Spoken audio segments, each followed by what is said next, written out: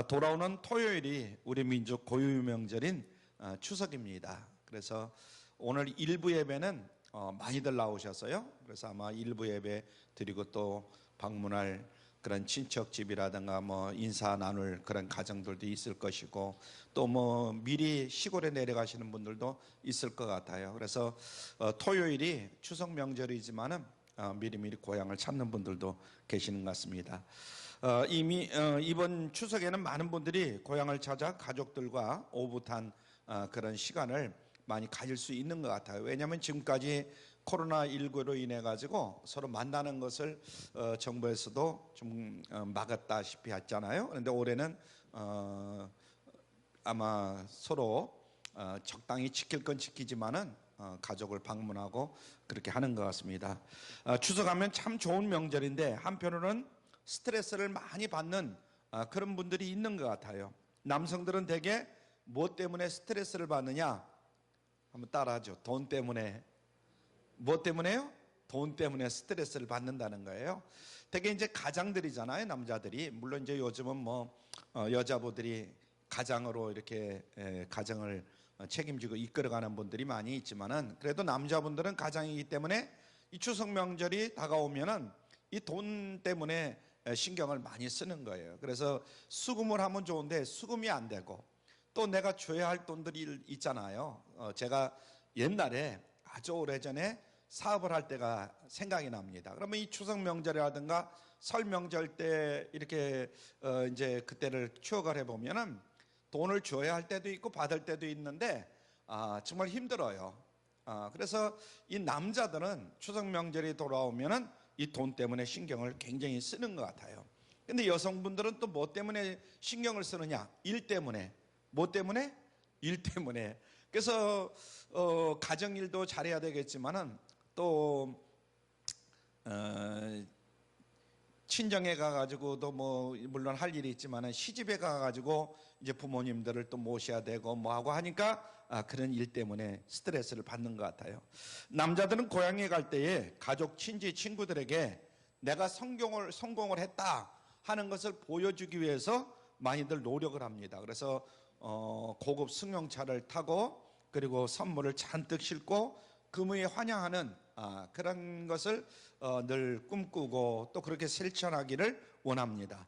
근데 형편이 그렇지 못할 때 얼마나 속이 상한지 몰라요. 옆집에 누구는 서울에 올라가서 크게 성공했다더라. 그래서 좋은 차를 타고 선물도 잔뜩 해왔더라. 이런 이야기를 들으면 자존심도 상하고 기도 죽고 그런 경우가 있습니다. 저도 맨 처음에 서울 올라와가지고 시골을 내려갔을 때 그랬던 경험이 있는 것 같아요. 그래서 그런 생각을 해봅니다. 여자들의 경우 가사노동에 대한 부담이 큰 것 같아요. 그래서 온 가족들이 다 모여서 음식을 준비하고 뒤치다거리를 하는 거, 그건 만만치가 않습니다. 특히 며느리의 경우는 스트레스가 아주 심합니다. 시댁도 챙겨야 되고, 다시 말씀드리면 친정도 챙겨야 되고, 살림이 넉넉지 않은데 그렇게 챙기려고 하니까 걱정이 많은 거잖아요. 게다가 주부들은 오래간에 만난 시부모님이 남편과 죽이 맞아가지고 자기가 이제 힘들고 어려웠던 그런 건 생각 안 하고 험담을 하고 뭐 이럴 때 굉장히 크게 기분이 상한다. 그런 이야기를 들은 적이 있습니다. 그러나 가만히 생각해 보면 우리 부모님들이 가장 힘들지 않을까 이런 생각을 해보게 되는 거죠. 자식들이 효자로서 그래도 효자라고 해서 명절에 찾아오는 그런 자식들 얼마나 고맙습니까? 그런데 자녀들이 명절에 고향도 찾지 아니하고 지네들끼리 어디 놀러 가고 뭐 이런 자녀들이 많이 있는 것 같아요. 1년에 한두 번 객지에 나간 자식들, 손주들 손꼽아 기다리고 이놈들을 만날 그런 들뜬 기분으로 있었는데 얼마나 애간장이 탈까 이런 생각을 해봅니다. 막상 자식들이 또 오기는 왔지만은 뭔가 사업도 안 풀리고 또 자녀들 간에 문제가 있고 뭐 여러 가지 보면 힘들고 어려워하는 그런 자녀들이 있어요. 행색도 초라해 보이고 그럴 때 부모의 마음이 얼마나 아플까 이런 생각도 해봅니다. 오랜만에 온 가족들이 다 모여서 연휴가 끝나고 뿔뿔이 또 돌아갈 때 부모님들의 마음이 얼마나 허전할까. 저는 이제 시골 출신이기 때문에 옛날 생각들을 많이 하게 됩니다. 이 명절이 돌아오면. 그래서 옛날에 어머님을 찾아뵙고 또 돌아올 때 생각을 많이 해요.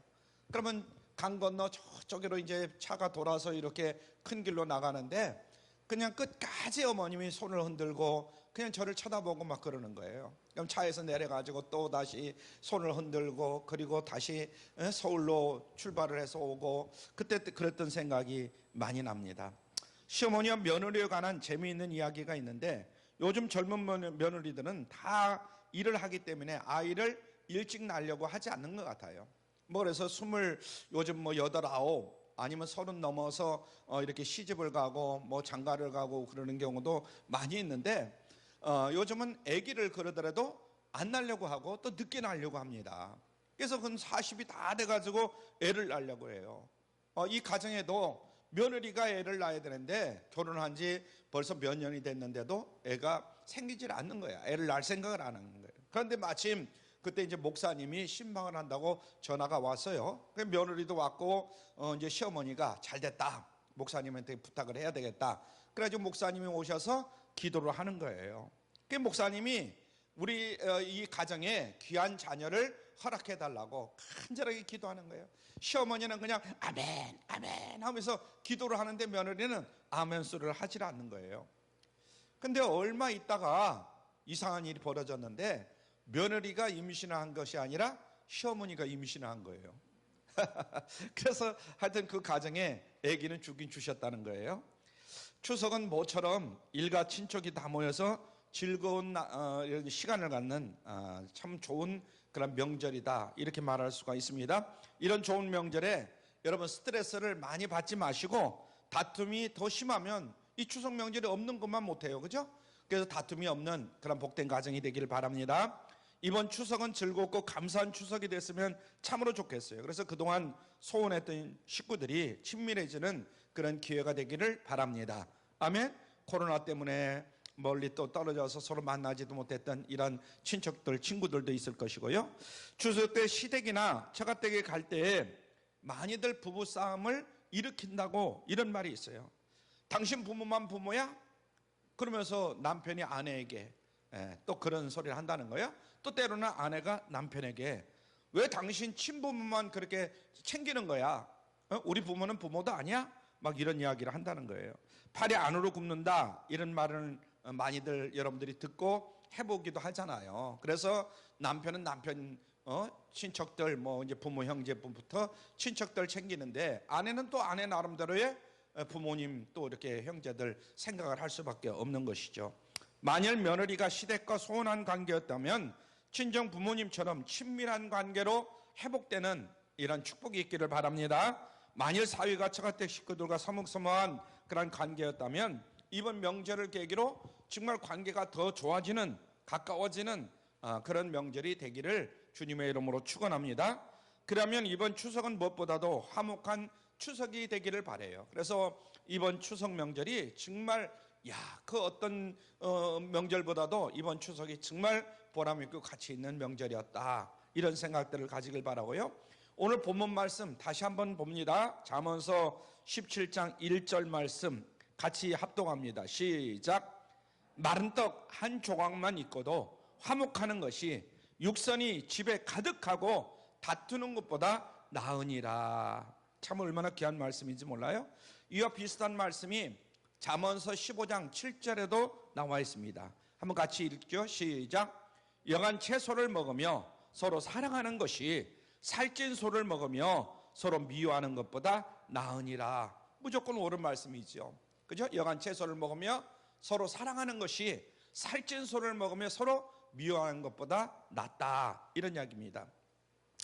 근데 오늘 본문 잠언서 17장 1절에 보면 육선이란 말이 나오죠. 마른 떡 한 조각만 있고도 화목하는 것이 육선이 집에 가득하고 그렇습니다. 육선, 이 육선이란 말이 나오거든요.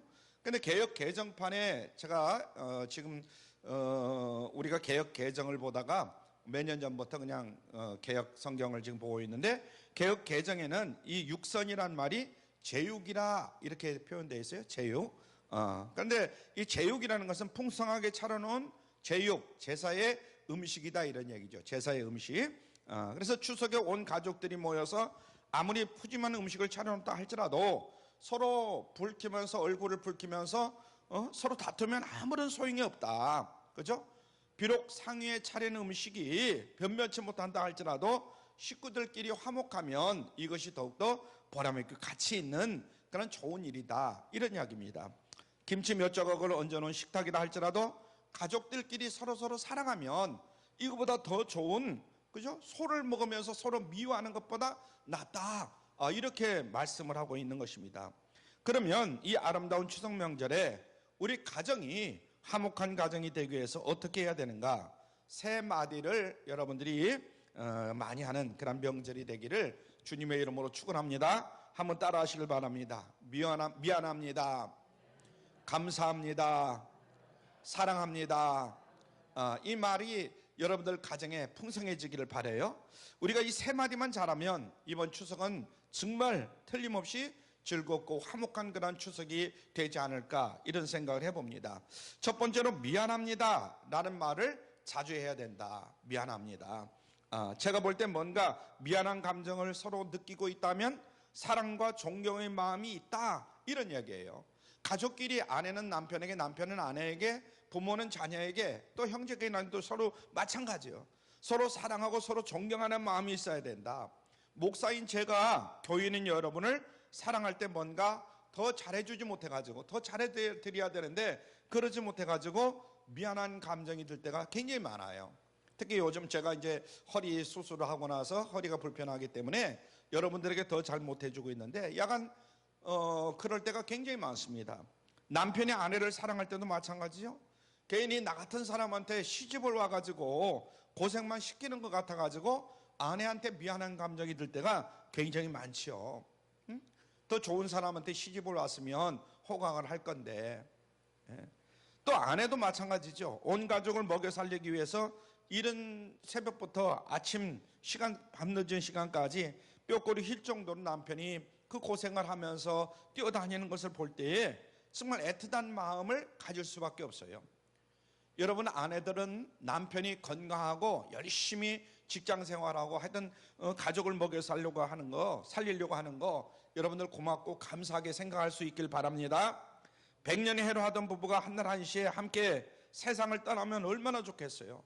만약에 그럴 수가 있다면 정말 참 좋겠다, 이런 생각을 해봅니다. 먼저 세상을 떠나는 남편이 남은 아내에게 하는 말이 뭡니까? 이제 숨이 끊어지기 전에 여보 미안해, 나부터 먼저 가서, 이렇게 남편들이 많이 이야기를 한다고 그래요. 그러면 남은 아내가 먼저 떠나는 남편에게 하는 말이 또 뭡니까? 역시 여보 미안해, 내가 함께 가야 되는데 함께 가지 못해서. 이와 같이 서로 미안해하는 이런 부부간에 정말 할 수 있는 가장 아름다운 말이 아닌가. 미안해요. 그죠? 자녀들이 부모님을 대할 때도 마찬가지입니다. 저를 낳으시고 저를 기르시고 그토록 고생을 많이 하셨는데 정말 그 은공을 만분의 1이라도 갚아야 되는데 갚지 못해서 죄송해요. 더 잘해드리지 못해서 미안합니다. 이런 감정이 생길 때에 사랑이 싹트고 화목해질 수 있는 그런 가정이 될 줄로 믿습니다. 부모가 자식을 대하는 태도도 마찬가지다. 아들 가족은 추석 명절인데 지금 저를 생각하면은 우리 아들이 미국 가 있잖아요. 그런데 오지도 못하는 거예요. 그럼 부모 입장에서는 정말 잘 먹고 잘 생활할 수 있을까 이런 생각도 해보고 여러 가지로 생각해 봅니다. 그래서 정말 가까이 있고 이렇게 명절 때 온 가족이 모이는 거 얼마나 좋은 일입니까? 딸들도 마찬가지요. 모든 것이 부모 잘못 때문에 저렇게 딸들이 고생을 하는가, 좀 더 부유하게 이렇게 해주지 못하는가, 이런 자책감이 부모들에게는 들 때가 굉장히 많습니다. 그렇습니다. 미안한 느낌, 이거야말로 사랑의 첫 출발이 아닌가, 이런 생각을 가지게 됩니다. 부모는 부모대로, 자식은 자식대로 미안한 감정을 갖는 거.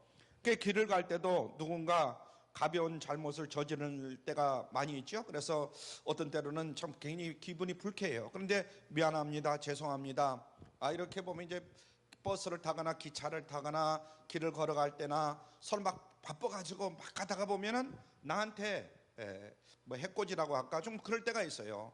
그럼 먼저 죄송합니다, 미안합니다 이렇게 이야기를 하면 얼마나 기분이 싹 풀리잖아요. 그런데 몰래가 잘못했어 뭐 이런 식으로 쳐다보거나 씩 쳐다보거나 그렇게 대꾸를 하면 굉장히 기분이 상하잖아요. 여간 우리 주변에 미안합니다 그 쉬운 말을 하면 참 좋은데 쉬운 말을 하지 않아 가지고 얼굴을 붉히는 이들이 얼마나 많은지 몰라요. 할 수만 있다면 이번 추석은 미안합니다 이런 말을 많이 사용할 줄 아는 우리 모두가 될 수 있기를 바랍니다. 여러분의 가정이 훨씬 더 화목한 가정이 될 것이다. 저는 이렇게 봅니다. 우리 한번 옆에 분, 뒤에 분, 앞에 분 최소한도 3분 이상 한번 서로 인사 나눕니다. 미안합니다. 미안합니다. 예, 미안합니다. 할렐루야. 자, 두 번째로는 감사합니다. 예, 감사합니다. 아주 작은 일도 고마워할 줄 아는 참 소중한 마음이 바로 이런 마음이 아닌가. 감사합니다. 이번 추석에는 서로 감사합니다 이런 말을 여러분들이 자주 할 수 있기를 바랍니다. 남편이 아내에게, 또 아내는 남편에게, 자식이 부모에게, 부모는 자식에게 감사합니다, 감사하다 이런 인사를 서로 했으면 좋겠어요.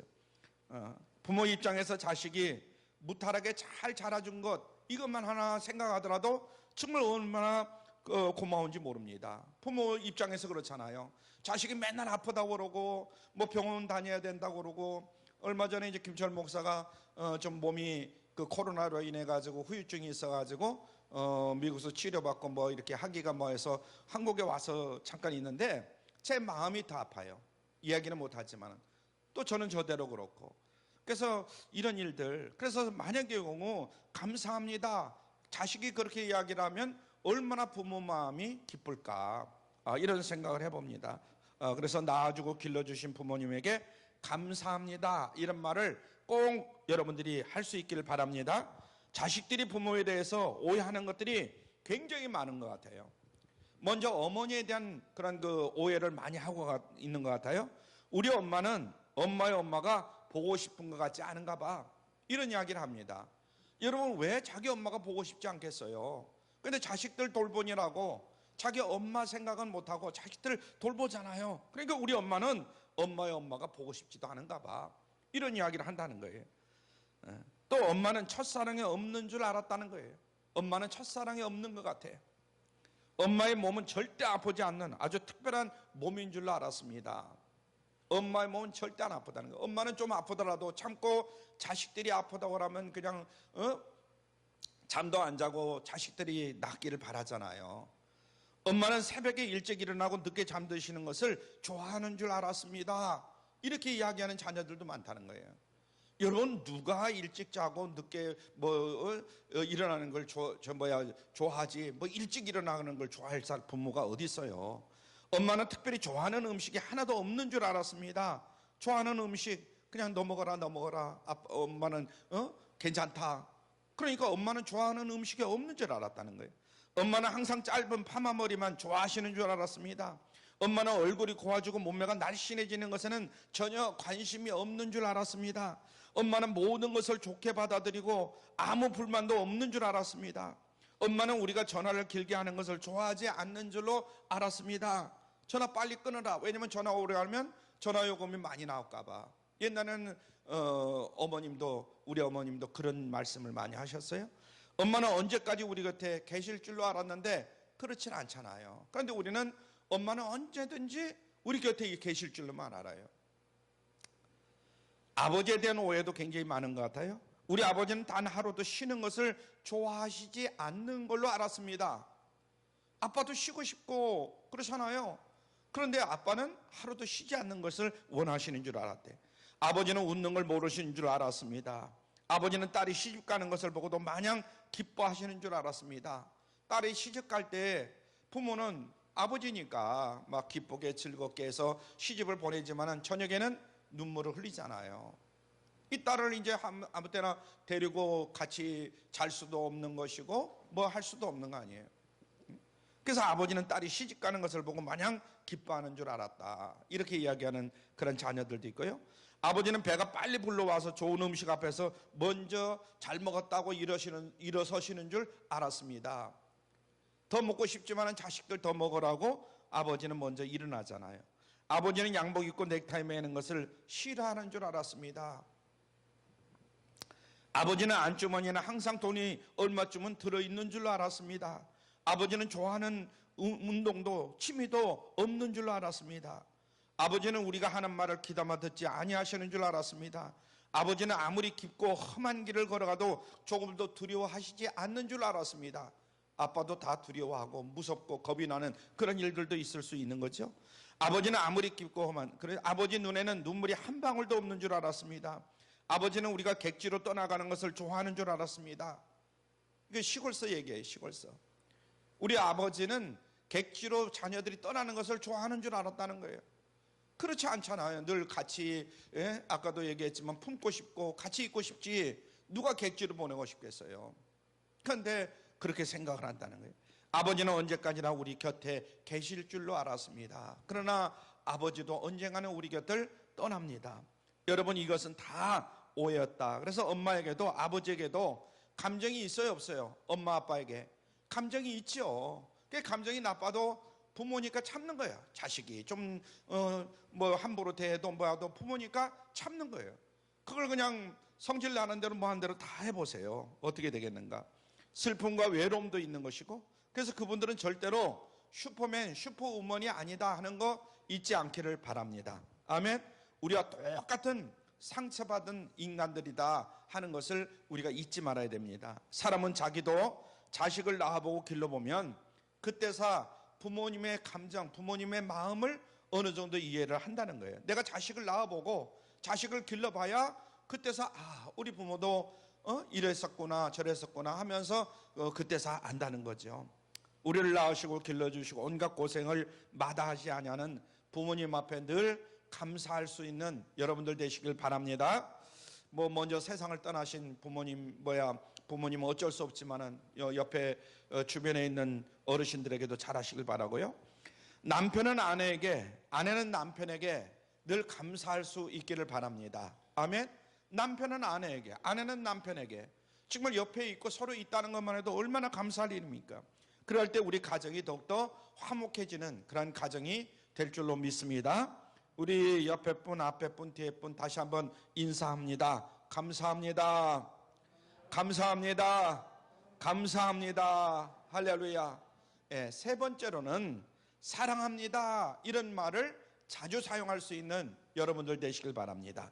언제가 세계 최초로 한국의 동해에서 참돌고래의 장례 의식 장면이 카메라에 포착된 적이 있다고 그래요. 죽어가는 한 마리의 돌고래를 어떻게 해서든지 살려보려고 다른 돌고래, 이제 사람이 살려보려고 하는 게 아니라 돌고래들끼리, 자기 동료 돌고래들이 이 죽어가는 이 돌고래를 살려보려고 그렇게 막 별짓을 다 하더라는 거야. 물속에서 그걸 잘 촬영을 했어요. 그래서 동네에 불구하고도 노력에도 불구하고 그 돌고래는 결국은 죽어서 물에 가라앉는 이런 결과를 낳고 말았어요. 그러니까 장례식이 돼버리고 만 거죠. 참 돌고래에도 이타적인 행위가 있다 하는 것을 알게 됐다는 거예요. 말 못하는 이 미물의 세계에도 서로 동료애가 있었다 하는 것을 잘 알았다는 거죠. 우리가 동물의 세계 5시 반에 방송하는 걸 아마 여러분들이 보시는지 모르겠지만 저는 꼭 5시 반에 동물의 세계를 꼭 봅니다. 근데 거기 보면은 특히 얼마 전에는 코끼리가 자기 그 새끼가 죽어가든가 동료가 죽어갈 때 굉장히 살리려고 애를 쓰더라고요. 그래서 동물들도 이런 동료애가 있구나, 또 자기 자식을 사랑하는 그런 애정이 있구나, 이런 생각을 해봅니다. 그래서 이 세상에서 가장 좋은 말은 뭐냐? 사랑이란 말이에요. 한번 따라하죠. 사랑. 사랑보다 더 좋은 말은 없다. 사랑보다. 그래서 사랑만 있으면 가난해도 조금 좀 못 살아도 어떻습니까?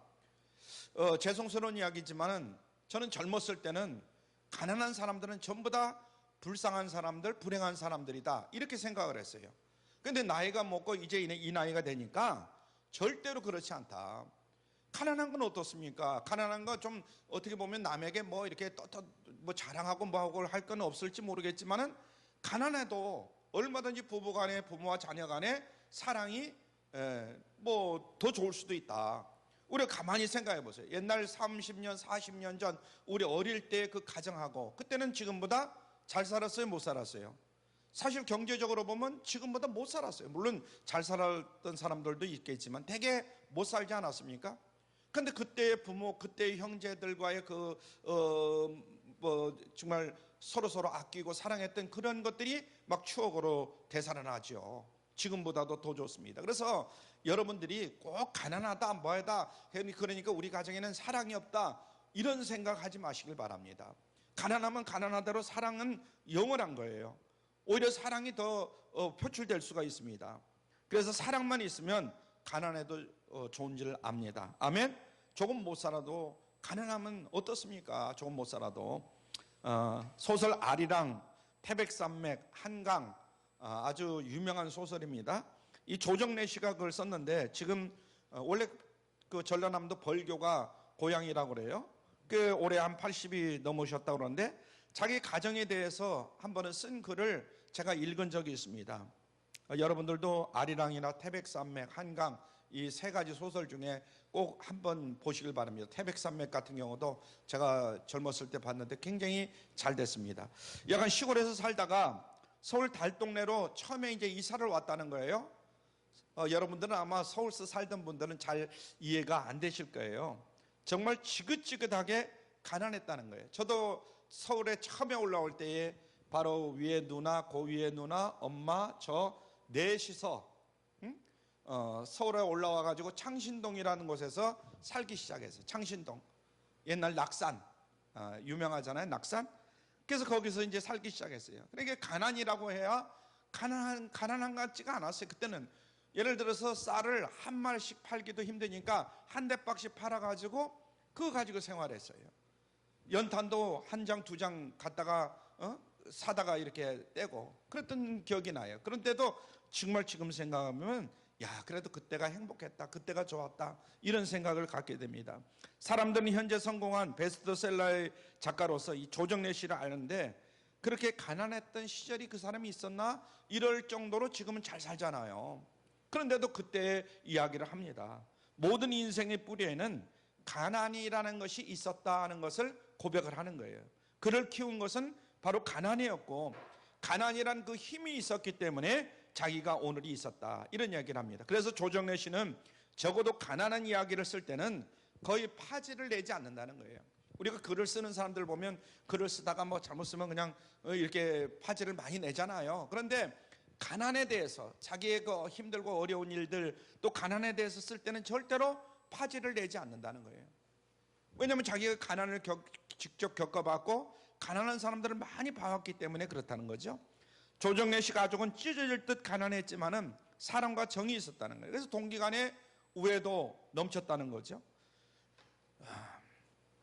가난했지만은 사랑이 있었기 때문에 그 어느 가정보다도 화목하고 건실한 그런 가정을 만들 수 있었다, 이렇게 이야기합니다. 조정래 씨는 그 흔한 가난하다가 이제 살만하고 뭐 하니까 그 주색 잡기를 아마 많은 사람들이 빠지게 되잖아요. 그런데 주색 잡기를 하질 않았다는 거예요. 문단에서 건실한 사람으로서 평판이 높은 사람이 바로 조정래 씨입니다. 그래서 본인뿐만 아니라 온 가족들, 그 당시 가족이 사남사녀라는 거예요. 사남사녀. 저희 가족도 사남사녀거든요. 그런데 사남사녀 이 8남매가 주색 잡기로 속을 썩인 적이 한 번도 없었다는 거예요. 그래서 조정래 씨의 아버지는 내 며느리들에게 자식 교육을 잘 시킨 분으로 높이 떠받 떨어지는 그런 평판이 좋은 그런 어르신입니다. 가난이 형제 자매들을 오히려 건실한 사람으로 만들었다는 거예요. 저도 다시 이야기하지만 누님 둘하고 어머님하고 저하고 이렇게 서울서 맨 처음에 시작을 하고, 그래서 어제 누님한테서 전화가 왔어요. 써니 누나한테서, 바로 위에 누나인데 지금 다 누님들은 다 돌아가시고 그 누님만 살아있어요. 형님들은 큰 형님하고 둘째 형님하고 저하고만 셋이만 살아있어요. 나머지는 다 세상을 떠났어요. 그러면서 옛날 그 어머니하고 살던 그 이야기를 하면서 뭐 좋은 이야기를 나눴는데 저는 눈물을 많이 흘렸습니다. 옛날 생각을 하니까. 이번 추석에는 온 가족들이 서로 사랑합니다, 사랑합니다, 이런 표현을 많이 하실 수 있는 여러분들 되시길 바랍니다. 사랑이 있으면 두려움이 없다 그래요. 사랑이 있으면 아무리 집이 가난하건 내가 뭐 좋은 형편에 있든 어쨌든 간에 사랑이 있으면 두려움이 없다는 거예요. 여러분 가만히 보세요. 누굴 만나러 나간다든가 사랑하는 아내가 사랑하는 사람이 잘 다녀오세요, 힘내세요, 이 말 한마디에 힘을 내고 잘 다녀올 수가 있잖아요. 용기가 생기고 담대함이 생기고. 요한일서 4장 18절의 말씀에 보면 이런 말씀이 있습니다. 같이 읽죠. 시작. 사랑 안에 두려움이 없고 온전한 사랑이 두려움을 내어 쫓나니. 저는 이 말씀이 너무 좋아요. 사랑 안에는 무엇이 없어요? 두려움이 없다는 거예요. 온전한 사랑이 두려움을 내어 쫓나니. 여러분 가정에 온전한 사랑이 차고 넘쳐나기를 바랍니다. 그러면 두려움을 쫓아버린다는 거예요. 그러면서 시작. 두려움에는 시작. 두려움에는 형벌이 있습니다. 두려워하는 자는 사랑 안에서 온전히 이루지 못하였느니라. 아멘. 부모가 자식을 꾸짖을 때도 사랑으로 꾸짖을 수 있길 바랍니다. 요즘 자녀들은 부모로부터 꾸지람을 당하면 굉장히 싫어합니다. 어떤 경우는 고발하는 경우가 있어요. 부모가 나를 막 때리고 나를 야단쳤다고. 이런 참 어떻게 보면 생각지도 못할 그런 세상이 돼버리고 말았지만은, 부모가 자식을 꾸질 때 사랑으로 꾸지려면 오히려 감사함으로 받아들여야 돼요. 아멘? 아멘 소리가 없어요. 그래서 요즘은 부모가 정말 자식을 꾸짖기가 굉장히 힘들어요. 그러나 사랑으로 꾸짖을 수 있길 바랍니다. 그래서 부부가 또 다툴 때도, 부부간에도 그렇습니다. 다툴 때에도 다투지 말아야 되겠지만 혹시나 다툴 때도 사랑하는 마음으로 서로 다툴 수 있길 바랍니다. 사랑 안에서, 사랑하기 때문에 그 소리를 하고 사랑하기 때문에 그 소리를 듣고 있는 거예요. 사랑만 있으면 가정은 얼마든지 화목해질 수 있다 하는 거 잊지 않기를 바랍니다. 아멘. 사랑하면 화목해질 수 있다. 모든 두려움과 모든 불화, 이 사랑하면 전부 다 사라집니다. 두려움도 사라지고 불화도 사라지고. 우리 서로 사랑합니다 하고 옆에 분, 앞에 분, 뒤에 분 한번 인사 나누길 바랍니다. 사랑합니다. 사랑합니다. 사랑합니다. 할렐루야. 아멘. 이 좋은 추석 명절을 이제 뭐 토요일이죠. 며칠 남지는 않았지만은 여러분의 가정이 추석 명절을 통해서 더욱더 화목해지기를 바라고, 또 오늘 크게 세 가지를 말씀을 드렸지만 이 세 가지 인사가 여러분들의 마음속에 또 여러분의 가정에 늘 충만하기를 주님의 이름으로 축원합니다.